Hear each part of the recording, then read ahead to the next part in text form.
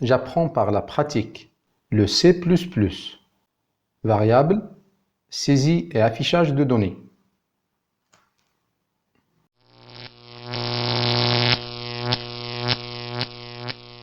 L'activité pratique 1.2.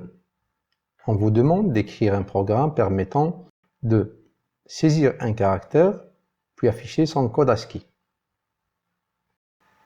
On vous donne le temps pour y réfléchir et proposer votre propre solution. Vous pouvez faire une pause, puis reprendre cette vidéo une fois que votre solution est terminée. Maintenant, on vous propose une solution qu'on va discuter ensemble. Dans cette activité pratique, on vous demande de lire un caractère à partir du clavier. Donc, saisie de la donnée. On peut lire un caractère de la même façon qu'on a lu les nombres. Donc, cin, et on va diriger son contenu vers une variable qu'on va nommer par exemple c. Puis donc l'affichage du code ASCII, donc de cette lettre, on le fait par l'instruction d'affichage cout qui va afficher la donnée. Ce n'est pas C.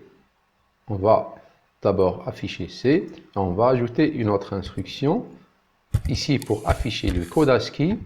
Le code ASCII, donc chaque lettre, elle possède un nombre, un code sous forme de nombre, un nombre naturel. Le code ASCII, donc il suffit d'écrire int entre parenthèses C. Et on verra par la suite ce qu'il va afficher. On va compiler notre programme et hop, encore une fois, l'erreur de la non-déclaration. On va déclarer tout simplement notre variable C. Déclaration des variables. La variable c'est du type caractère, donc il suffit d'écrire son type suivi de l'identificateur ou le nom de la variable suivi toujours de point virgule. Maintenant, on va recompiler et donc 0 erreur, 0 avertissement. On va exécuter notre programme. Run. Donc, il attend la saisie d'un caractère. On va mettre A. Il affiche A et 65 puisque nous avons ajouté une instruction qui affiche le caractère saisi et juste après, il affiche son code ASCII. D'accord? On va lancer un deuxième essai.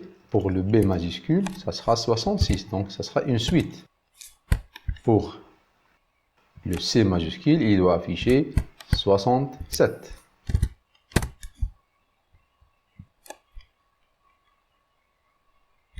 C'était une solution parmi une infinité de solutions que vous pouvez vous-même proposer. Merci pour votre attention et à la prochaine activité pratique.